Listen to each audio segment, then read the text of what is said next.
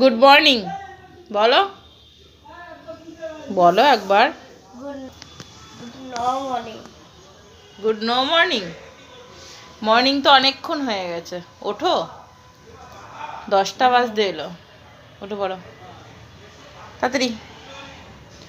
তো বুঝতেই পারলে সকাল 10টা বাজে, তখনও তার ঘুম ভাঙছে না।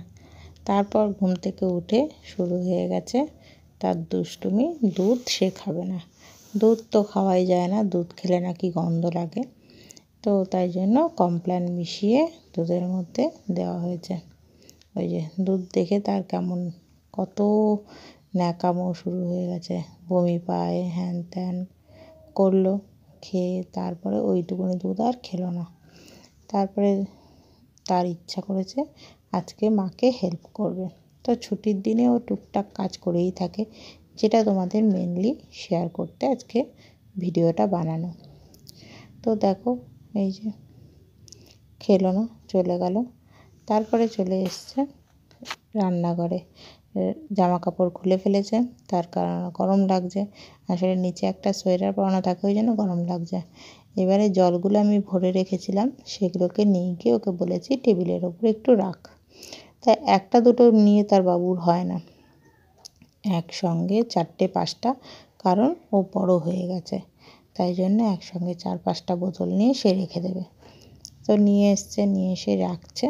এবার আমি গুছিয়ে রেখে দিলাম, ওর সেটা পছন্দ হবে না। তো দেখো এরপরে কি করে।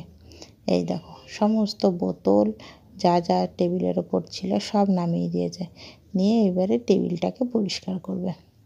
বলছে টেবিলটা খুব নোংরা হয়েছে, টেবিলের ওপর জলের বোতল রাখলে দেখতে বাজে লাগছে, তাই টেবিলটাকে আগে পরিষ্কার করে তারপরে জলের বোতল রাখতে হবে। তা আমি একটু সাবান দিয়ে পরিষ্কার করে দিলাম। তারপরে ওর পছন্দ না, আর একটু ভালো করে পরিষ্কার করে এইবারে জলের বোতলগুলোকে নিয়ে সব টেবিলের ওপর আগে সাজিয়ে রাখবে। রেখে এই যে টেবিলের ওপর উঠে গেছে, উঠে এইবার বোতলগুলোকে সাজাচ্ছে। ভালো লাগে, যদিও অনেকেই ভাববে যে এইটুকুনি বাচ্চাকে দিয়ে কাজ করাচ্ছি না, কারণ এখন থেকে যদি বাচ্চারা একটু একটু করে না কাজ করে, তাহলে ওদের কাজ করার ইচ্ছাটাই চলে যাবে। আর আমি ওকে দিয়ে আরও বেশি কাজ করাই এই কারণেই, ও যাতে মোবাইলটা না দেখে। তো দেখো তারপরে চলে এসছে বেসিন পরিষ্কার করতে। এইবারে বেসিন পরিষ্কার করবে, ওকে তো হারপিক দেওয়া যাবে না, তাই একটু ক্রস বাইটের মধ্যে সাবান দিয়ে দিয়েছি। আমি বলেছি নে এবার তুই পরিষ্কার কর। তো একটু আধটু না, পুরোটা পরিষ্কার করতে হবে তাকে। তো পরিষ্কার করে ওর গরম লেগে গেছে, তো আগেই তো খালি গা হয়ে গেছিলো, এবার প্যান্ট খুলে লেগে গেছে একটু ফুটবল খেলতে। ফুটবল খেলে চলে এলো স্নান করতে। দেখো শীতকালেও যে কাউ এরমভাবে স্নান করতে পারে, তাহলে দেখো ওকে। আসলে নিচের বাথরুমের জলটা বেশ গরম আসে, পাইপের যেহেতু ট্যাঙ্কির জল বেশ গরম হয়ে যায়। আরও আমি ঠান্ডা জলের মধ্যে গরম জল মিশিয়ে স্নান করতে দিই। তবে স্নানের পর একটু নিজের মতো নিজে খেললো, কারণ প্রত্যেক দিন স্নানের পর পাশের বাড়িতে যায় ছুটির দিনে। তো ওদের বাড়িতে গিয়ে একটু খেলে, যেহেতু ওরা বাড়িতে নেই তাই একটু নিজের মতো নিজেই একটু খেলে নিল।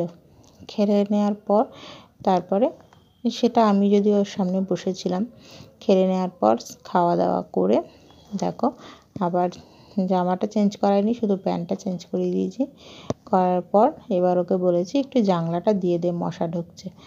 তো তার তো আর সে আর কি করবে, যেহেতু দিতে বলেছি দিতে তো হবেই। একটু আধটু বাচ্চাদের কাজ করানো আমার মনে হয় ভালো। তো তোমরা কি আমার সঙ্গে একমত? যদি একমত হও, এটা কি এমন কোনো ভারী কাজ নয় যে বাচ্চাদের করানো যাবে না। তো আমাকে কমেন্টের মাধ্যমে জানিও। তো কমেন্টের মাধ্যমে এটাও জানিও যে রিয়াংশবাবুর সারাদিনের যে কাজকর্ম তোমাদের কেমন লাগলো। ভালো লাগলে like, comment, share and subscribe করে দিও। Thank you.